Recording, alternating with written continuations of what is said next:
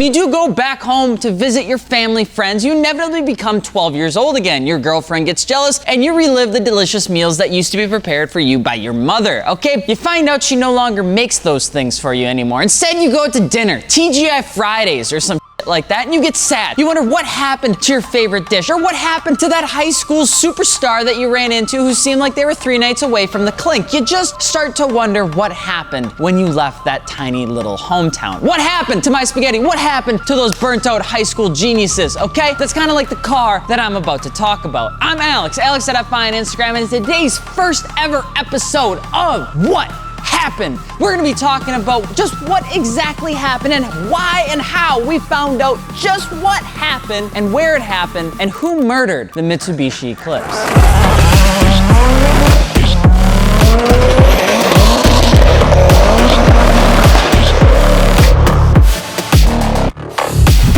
And if you're looking for wheel and tire packages, suspension, and parts for your car, be sure to check us out over at fitmentindustries.com, where you can get some stuff and things because we bought a ton of it and it's now in stock and available to ship in as little as 7 days, including our very own in-house brand that we just launched this year called Artisa ArtFormed wheels. Be sure to check it out. And of course, if you're looking for 0% financing, you want to get some low monthly payments, we do have that stuff available as well, especially as everybody's getting ready to go back to school. You can still build your car and go to school. Don't talk to me about FAFSA. I know exactly what you do with that sort of money because I was there too. And drop a comment below on what the next video should be about in regards to figuring out just what happened. I don't know why I keep doing that. But no, I can't just do your relationships though. That's not gonna be an episode. It probably just has to do with you being a terrible communicator and her believing that The Notebook is an actually historically accurate film. The Mitsubishi Eclipse is like a pillar vehicle in the automotive community, especially for those specifically that are over the age of 25, because a lot of these cars, I'd say even 30, these cars were one of the pillar vehicles to modify if you were in like the late 1900s. No, if you were in like the late 1990s. The main reason for that was because of what the Mitsubishi Eclipse was founded off of, which was Diamond Star Motors, the then collaboration between Chrysler and Mitsubishi, whom each needed a vital part of each other's business, otherwise they both fail. This is kind of like the thing that Toyota and BMW are doing right now with the Supra, but on a much larger scale. Consider it a group project, but you'd actually like your partners. I remember one time I was doing a project in college and the guy said that he couldn't do his portion because he had a Pickapalooza to go to at 12 o'clock, which is just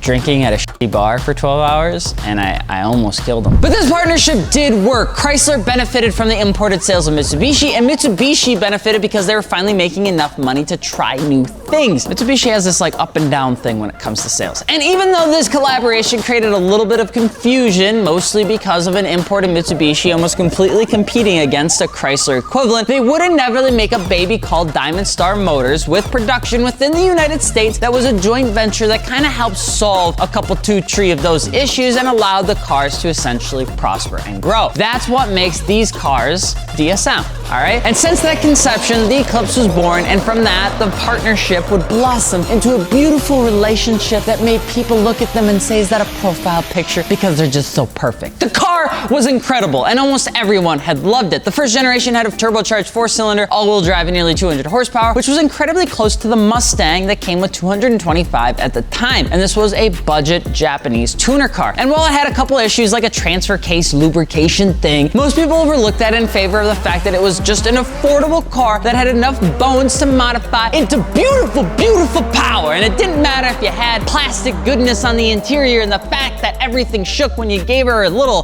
tippity tap with the tinker toes, you know, and you just had some oil sucking power. It was still fun. And people loved the fact that the market had something different than just domestic power. The success came from the increased partnership between the brands as well. You had Chrysler's distribution network, you had part accessibility, and you even had labor staff to inject into this new factory that was located in the United States for DSM. On the other side of the fence, you had Mitsubishi's somewhat-ish lean management system and production documents that made it easy to get it up and rocking without having to start from scratch. And the second-gen Eclipse just furthered that with more power, more design love, and likely reached like the pinnacle point of the partnership goodness of Mitsubishi and Chrysler. You're my best friend! You're my best friend! and even a bit of competition love from Nissan, Mazda, and Toyota at the time. Mitsubishi was actually competing with these cars, and they weren't backing out of any of the competition whatsoever, and I think that's just what made the second gen Mitsubishi Eclipse just so damn good. Now, the second generation Eclipse, for people like you and people like me, it was the best Eclipse probably ever made. Fight me and the other 61,000 people that bought one back in 2000. But just like every other fantastic platform that came out of the partnerships like Diamond Star Motors, Toyota, Mazda, and more, the following generation after that pinnacle high of the late 1990s would just not hit the mark. Just a blue splash,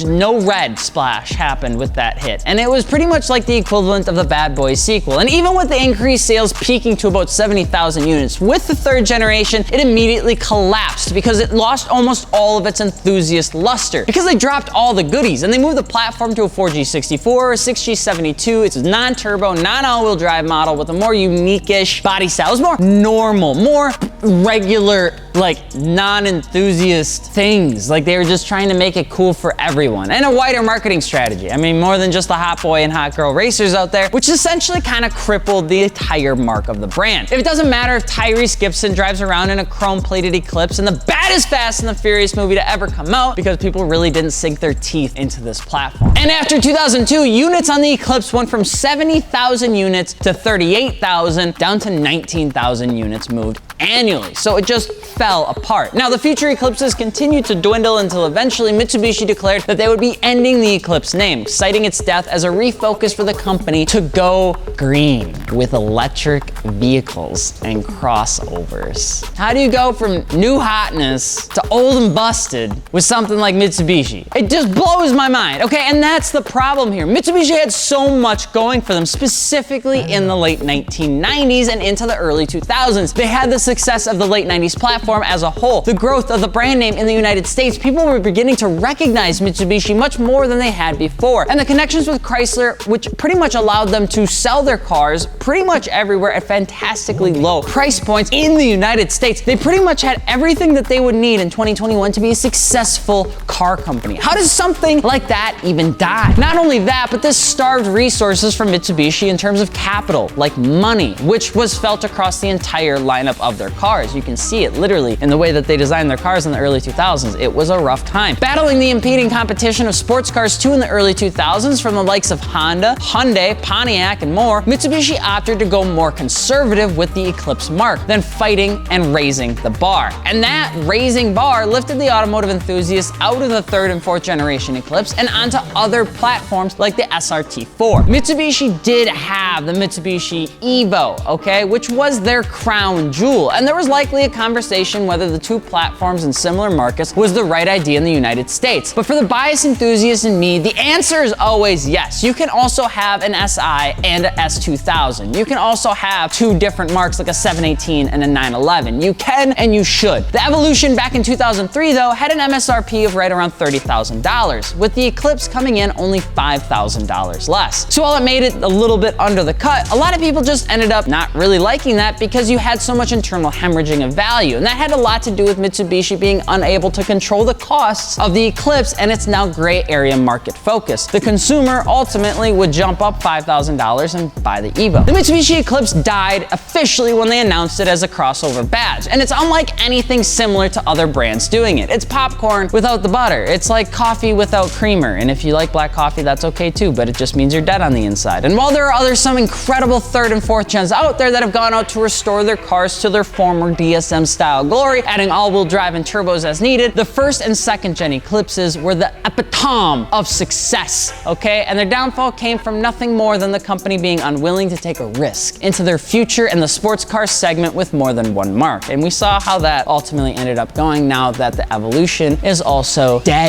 But why do you think the Mitsubishi Eclipse died? Let us know below, and of course, if you're looking for aftermarket wheels, tires, or suspension for your newly acquired Mitsubishi Eclipse, be sure to check us out over at fitmentindustries.com. And if you haven't yet, be sure to drop a comment on what you'd like to see us talk about next in this series. Kind of like the So You Want That we did, we also want to ask y'all, what do you think we should talk about? What happened to something in the industry? Drop a comment below. We'll be looking at every single one to see what we want to cover next week. Otherwise, I'm Alex, and we'll see you later. Peace.